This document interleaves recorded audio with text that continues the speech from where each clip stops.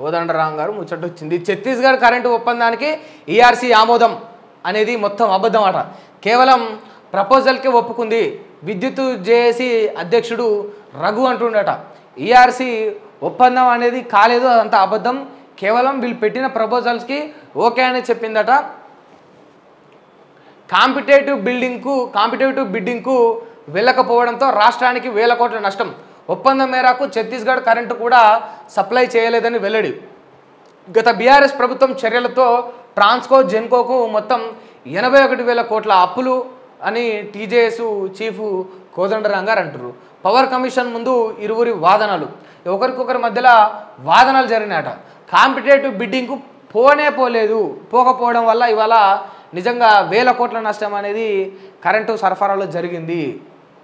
ఒప్పందం మేరకు ఛత్తీస్గఢ్ కరెంటు కూడా సప్లై చేయలేదని వెల్లడి. గత బీఆర్ఎస్ ప్రభుత్వం చర్యలతో ట్రాన్స్కో జెన్కో మొత్తం 81,000 కోట్ల అప్పులు చేసిందట. ఇక 81,000 కోట్ల అప్పులు చేసిందని వాళ్ళు అంటున్నారు. అసలు సంపదను సృష్టించినాం, అప్పుల కంటే కూడా కరెంటుకు సంబంధిత ఆస్తులు ఎక్కువ ఉన్నాయని చెప్పేసి ఇక వీళ్ళు అంటూ ఉన్నారు. ఇక ఇరువురి ఆరోపణలు వాదనలు అయితే ఈ విధంగా ఉన్నాయి. గత బీఆర్ఎస్ ప్రభుత్వ హయాంలో ఛత్తీస్గఢ్తో చేసుకున్న కరెంటు కొనుగోలు ఒప్పందానికి ఎలక్ట్రిసిటీ రెగ్యులేటరీ కమిషన్ ఈఆర్సీ నుంచి ఆమోదం లభించలేదని విద్యుత్ జేఏసీ అధ్యక్షుడు రఘు తెలిపారు. దీనికి సంబంధించి నాటి ప్రభుత్వం పెట్టిన ప్రపోజల్కు మాత్రమే ఈఆర్సీ అనుమతి ఇచ్చింది తప్ప అగ్రిమెంట్కు ఇంకా ఆమోదం లభించలేదని చెప్పారు. ఛత్తీస్గఢ్తో కరెంటు కొనుగోలు ఒప్పందాలు, యాదాద్రి భద్రాద్రి ప్లాంట్ల నిర్మాణంలో అక్రమాలు జరిగాయనే ఆరోపణపై విచారణ చేపట్టేందుకు ప్రభుత్వ జస్టిస్ నరసింహారెడ్డితో జ్యుడిషియల్ కమిషన్ ఏర్పాటు చేసింది. అయితే ఇటీవల కమిషన్కు లేఖ రాసిన కేసీఆర్ ఛత్తీస్గఢ్తో చేసుకున్న విద్యుత్ కొనుగోలు ఒప్పందాన్ని ఈఆర్సీ ఆమోదించిందని, ఇక న్యాయ విచారణ అవసరం లేదని, ఈ విషయంలో కమిషన్ చైర్మన్కు విచారణ అర్హతే లేనందున ఆయనను తప్పుకోవాలని అందులో పేర్కొన్నారు.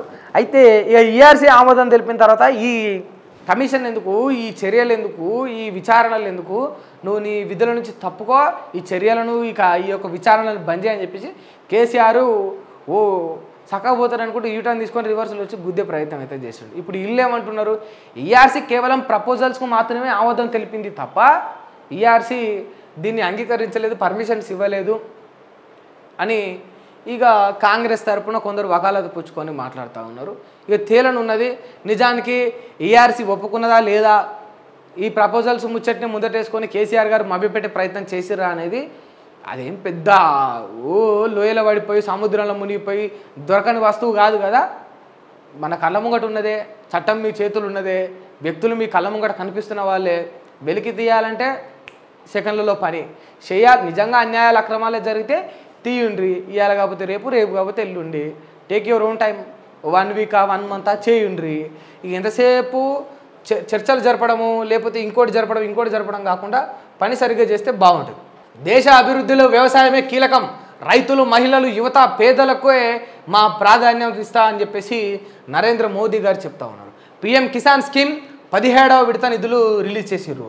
మొత్తం 9.26 కోట్ల మంది రైతులకు మొత్తం 20,000 కోట్ల లబ్ధి జరుగుతుంది. వారణాసిలో పీఎం కిసాన్ సమ్మాన్ సమ్మేళనంలో ప్రధాని స్పీచ్ ఈ విధంగా ఇచ్చారు. గంగా హారతితో పాల్గొని ప్రత్యేక పూజలు కూడా జరిపించారట. రైతులు, మహిళలు, యువత, పేదలకు ఈ మొత్తం ఎవరికి 4 కేటగిరీలు ఇప్పారు.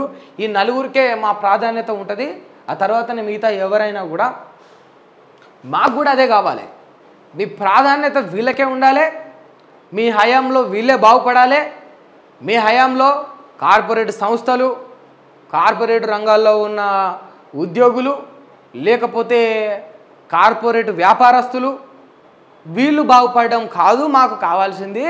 రైతులు, యువకులు, మహిళలు, పేదలు వీళ్ళే బాగుపడాలని మేము కూడా కోరుకుంటా ఉన్నాం. మరి గత 10 ఏళ్లలో ఏం జరిగిందో, ఎంతమంది పేదలకు లబ్ధి జరిగిందో కల్లారా చూసినాం. దేశ జీడిపి పెరిగింది కానీ దేశంలో పేదరికం తగ్గలే. దేశంలో యువత పెరిగినరు అయినా నిరుద్యోగం తగ్గలే. బడులు పెరిగినాయి, కాలేజీలు పెరిగినాయి, అయినా నిరక్షరాస్యత పెరుగుతూనే ఉన్నది. ఇవన్నీ ఎందుకు జరిగినాయి? సో ఇక 10 ఏళ్లలో ఏం జరిగిందని తోపుకుంటూ పోతే వెళ్తానే ఉంటాయి. మరి మీరు ఇచ్చిన మాట ప్రకారం, మీరు అంటున్న హామీల ప్రకారం ఇప్పుడన్నా చేయరి. మీ మొదటి ప్రాధాన్యత రైతులు, మహిళలు, యువతలు, పేదలే అయితే, మీ మొదటి ప్రాధాన్యత రైతులు, యువకులు, పేదలు, మహిళలే అయితే ఇప్పుడన్నా చేయండి. ఇంకో 5 ఏళ్ళు అయితే మీరే ఉంటారు కదా, ఇక తర్వాత 5 ఏళ్ళు దేవుడెరుగు, మీరు నమ్మే దేవుడెరుగు తర్వాత 5 ఏళ్ళు. ఇప్పుడైతే మీరే ఉన్నారు కనుక మరి ఈ 5 ఏళ్ళల్లో ఈ 4 కేటగిరీలకు సంబంధించి మీరు ఎంత చేస్తారో చూస్తాం. 2 కోట్ల ఉద్యోగాలు అన్నారు కదా, 2 కోట్ల ఉద్యోగాలు అన్నారు. 140 కోట్ల పైచిలకు జనాభాకు మీరు ఇచ్చిన హామీ 2 crores ఎంప్లాయ్మెంట్ ఏమైపోయాయంటే ఎవరికి తెలియదు. దీని దగ్గర ఎవరి దగ్గర ఆన్సర్ కూడా ఉండదు. ఇక మేమేం నల్లధనం గురించి అడుగుతలేము, ఆ డబ్బుల గురించి అడుగుతలేము, మాకు పైసల మీద ఆశ లేదు, ఆ పైసలు మాకు వద్దు, మా ఉద్యోగాలు మాకు కల్పిండ్రి. ఈడ అన్నారు కదా, ఆ యువకులకు మీరు ఉద్యోగాలు కల్పిండ్రి. ఆ యువకులైతే సంపాదించుకుంటారు డబ్బుని, వాళ్ళ ప్రతిభను వాళ్ళే సాటుకుంటారు. మహిళలను ఆదుకోండ్రి. మీరు మహిళలే ప్రాధాన్యత అయితే మణిపూర్లో మీరే ఉన్నారు. మణిపూర్లో ఏమవుతుంది పట్టించుకోండ్రి. ఆడ దుర్మార్గులు ఉన్నారు, మహిళలను బట్టలు కూడా తీసి కొడుతూ ఉన్నారు. మహిళలే మీ ప్రాధాన్యత, ఇది జరగకుండా చూడరు. మొత్తం మహిళలను నెత్తిలో పెట్టుకొని దండలేసి బొట్టు పెట్టి ఊరేగించరని మేము కోరుకోవట్లే, సన్మానాలు చేయమని మేము కోరుకోవట్లే. అట్లీస్ట్ వాళ్ళ శీలానికి రక్షణ ఇవ్వండ్రి, వాళ్ళ చీరలు ఎవడు లాగకుండా చూడుర్రి, చిన్నల పిల్లలపైన రేపులు జరగకుండా చూడుర్రి, అటువంటి చట్టాలను తీసుకురాలి.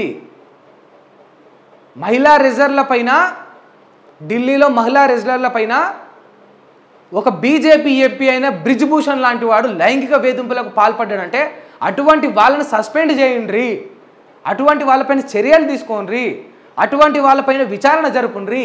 ఇదే మేము కోరుకునేది. మాకేం కొత్తగా మీరు దేవి పెట్టమని మేము అడుగుతలేం. ఉన్న సమస్యలను పరిష్కరించుండ్రి, కొత్త సమస్యలు రాకుండా చూసుకోర్రి, గంతే తప్ప మీ సొమ్ము మాకొద్దు, మీ ప్రజాపాలన అంటారు, అదంటారు, ఇదంటారు, గొప్ప పాలన అంటారు, దైవ పాలన అంటారు, ఆ పేర్లు వద్దు, మాకు అంత అద్భుత పాలన వద్దు. ఉన్న కాడ మా బతుకులు మమ్మల్ని బతకనీరి.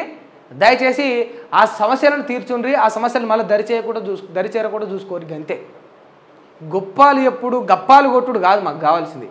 రియాలిటీలో ఒక్కసారి వస్తే అప్పుడు అర్థమవుతుంది.